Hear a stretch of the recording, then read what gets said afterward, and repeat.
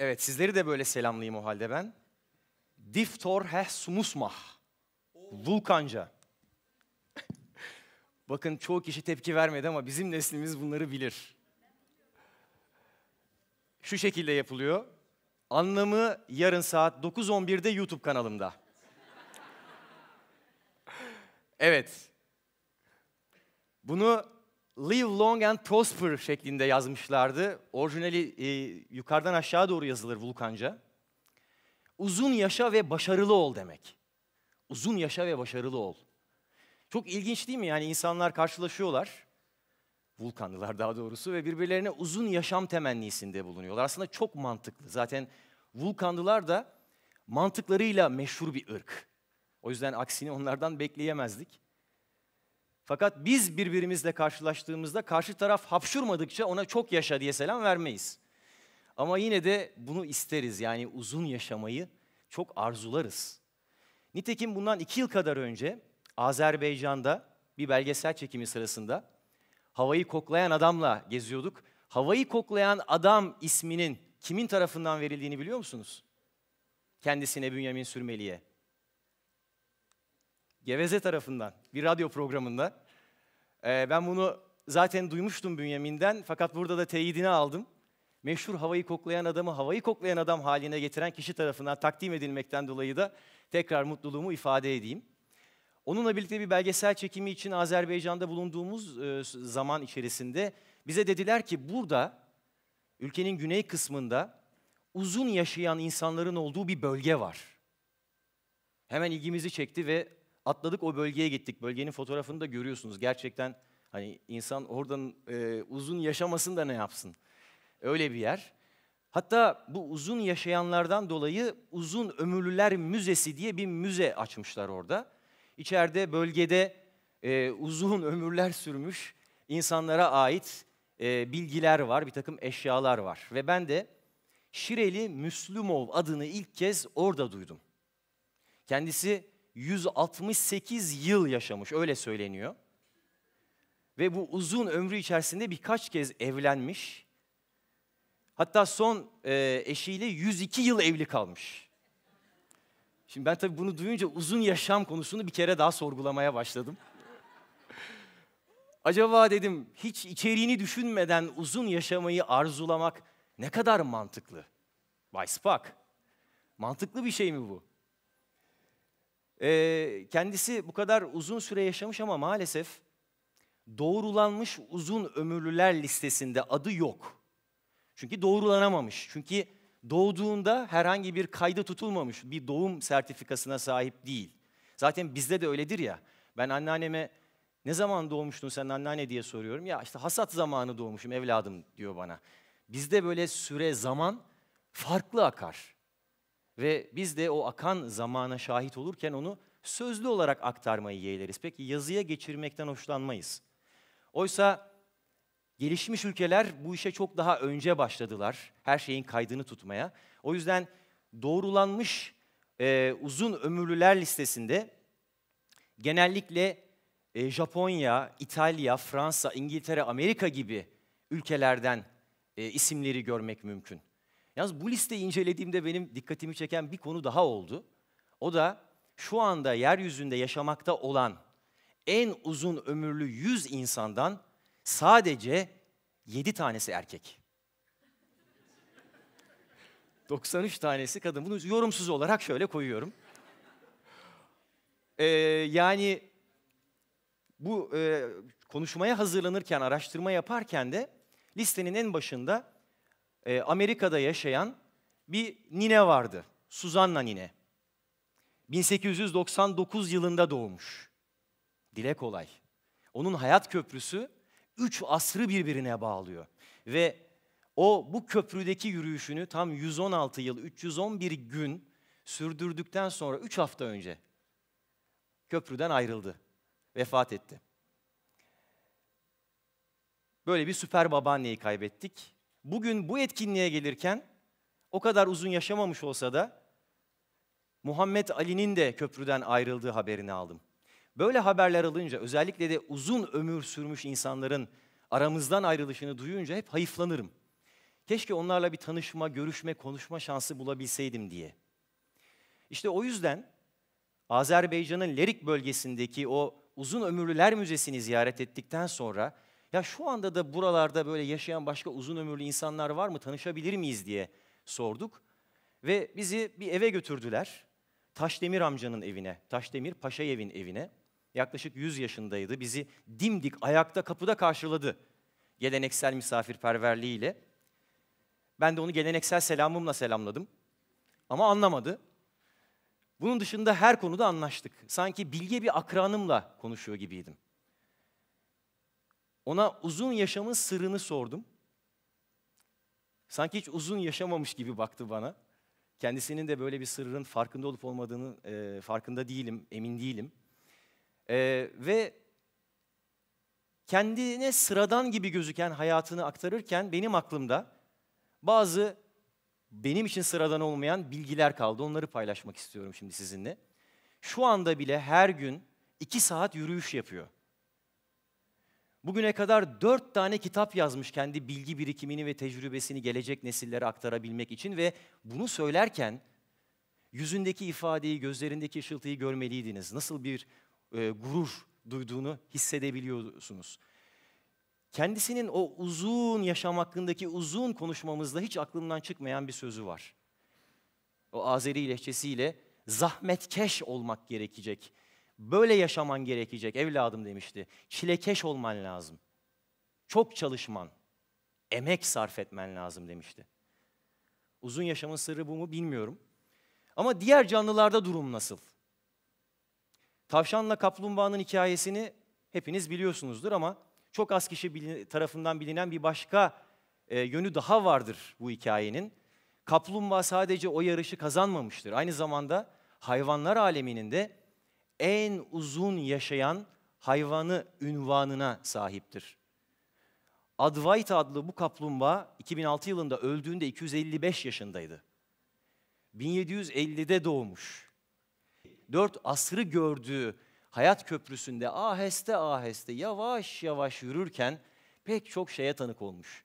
O masallardaki kaplumbağa bilgeliğini kazanmak öyle kolay değil. Tavşanları geçebilmek için sabırlı olmak gerek. Sabır.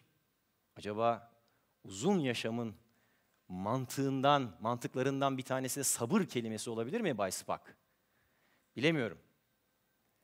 Ama sabır deyince benim aklıma nedense başka tür bir canlı geliyor, ağaçlar. Ve benim en sabırlı ağaç olarak gördüğüm, bugüne kadar tanıştığım en sabırlı ağaçla Etna Yanardağı'nda, Sicilya adasındaki Etna Yanardağı'nın eteklerinde karşılaşmıştım. Ve karşılaşır karşılaşmaz da biraz önce Mehmet Turgut'la Geveze'nin yaptığı gibi hemen bir fotoğraf çekildim orada. Şu anda etrafı gördüğünüz gibi koruma altına alınmış. Fakat eskiden böyle bir koruma da yokmuş. Hemen daha sonra o korumanın dışında bir yerlerde oturup düşünmeye ve hayal kurmaya başladım. Beni bu hayallere sevk eden şeylerden bir tanesi ağacın adı. Ağacın adı 100 Horse Chestnut, yani 100 at kestanesi. Acaba niye diye düşündüm. Sonra ağacın yaşına baktım. O ağaç yaklaşık 3000 yıldan beri orada. Düşünün, şu anda tarihi kalıntılarını arasında dolaştığımız Roma İmparatorluğu milattan önce 509 yılında kurulduğunda o ağaç hala 500 yaşındaki bir ağaçtı. Ve belki de oradan geçen 100 tane Romalı asker atlarını o ağacın altında gölgelendirirken bir yandan da ağacın büyüklüğüne bakıp ona metiyeler düzüyorlardı. Ey ulu kestane ağacı diyerek. Bunu bilemiyorum.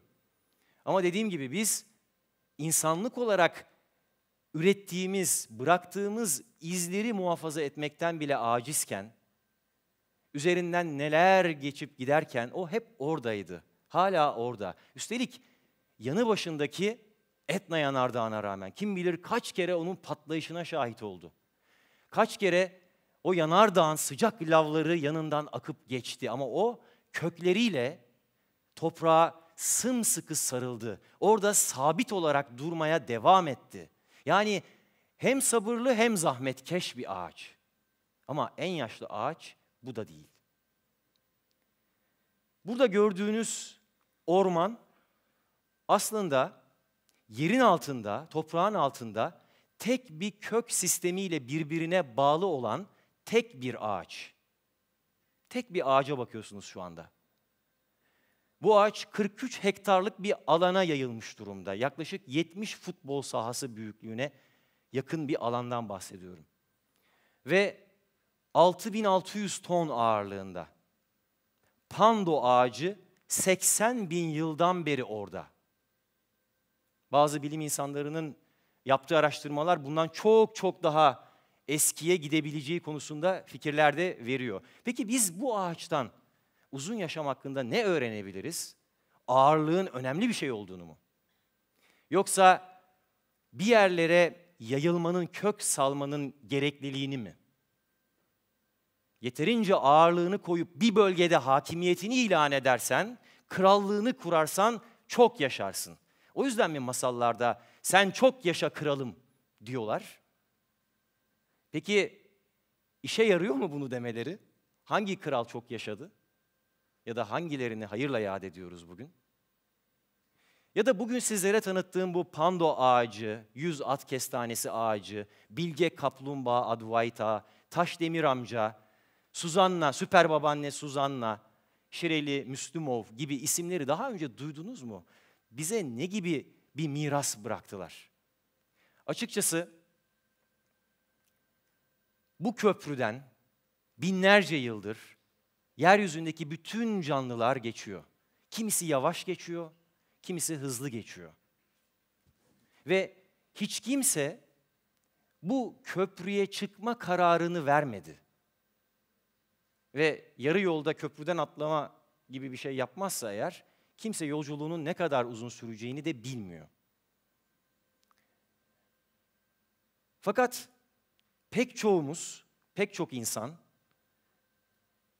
bu köprüde yürürken mümkün olduğu kadar çok zaman geçirmek istiyor. Uzun uzun yürümek istiyor.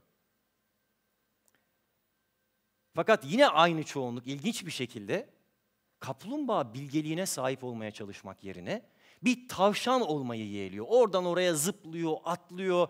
Bir şeyleri hemen bitirmeye, bir şeyleri hemen tüketmeye çalışıyor. Taşdemir Usta gibi, Taşdemir Paşaev gibi zahmetkeş olmaya çalışmak yerine az çalışıp çok kazanmayı hedefliyor. Bir ağaç gibi sabırlı olmak yerine yanı başında yanardağlar patlasa, öfkesini alevlere dönüştürüp üzerine salsa bile orada sabit kalmak, direnmek yerine tahammülsüz bir şekilde hemen her şeyden vazgeçmeye çalışıyor. Oysa bir köprüdeysek eğer manzaranın tadını çıkartmak lazım.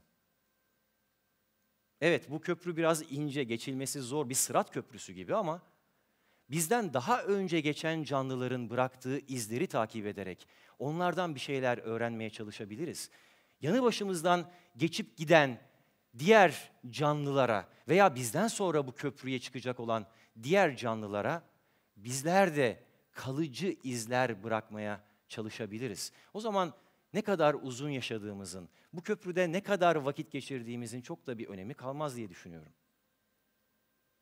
Uzun yaşamayı istemek, arzulamak açısından böyle bir uzun yaşam çok daha mantıklı değil mi Bay Spock?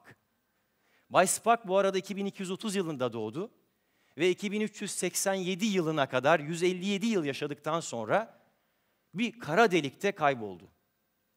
O yüzden öldüğü varsayılıyor. Ama belki de ölmemiştir. Belki de o kara delik de bir çeşit köprüdür ve onu gayet mutlu bir şekilde uzun uzun yaşayacağı bir başka yola taşımıştır sadece. Bunu dünyanın gelecek sezonunda göreceğiz hep birlikte. Ama o zamana kadar eğer yanınızda birileri hapşurursa ona çok yaşa demeden önce yeniden düşünün. En azından yanına birkaç temenni daha ekleyin. Mesela Vulkan ırkından örnek alın. Vulkanlılar hani başta demiştim ya birbirlerine selam verirken live long and prosper, uzun yaşa ve başarılı ol derler. İşte onun karşısında bu selamla muhatap olan kişi de Star Trek hayranlarının bile pek azının bildiği bir cevap verir. Ben de uzun yaşamla ilgili bu konuşmamı bu cevapla bitirmek istiyorum. Der ki, peace and long life. Yani barış içinde uzun yaşa. Teşekkürler.